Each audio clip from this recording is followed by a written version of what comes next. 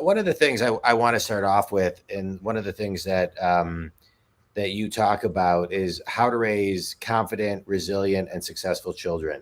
I really want to kind of hone in on the word resilient because I think it's something that is not necessarily taught. I think it is taught, but I think it's learned through observation. It's learned through so many different ways.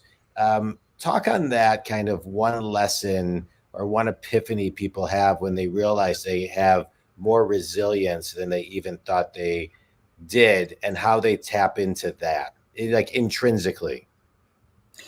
Intrinsically, it's about trying, seeing how you do. If you succeed, good for you. If you don't, intrinsically you say, do I try it again? How do I try it again differently so that I might achieve success the next time, or maybe just a little bit more success than the previous effort? Yeah. That's the intrinsic.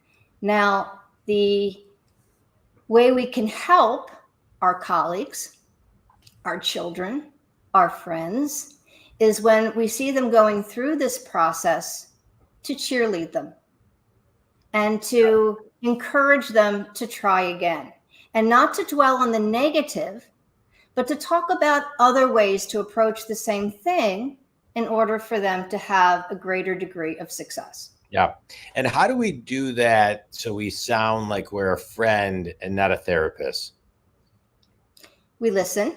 Okay. And we ask questions. Yeah. Yeah.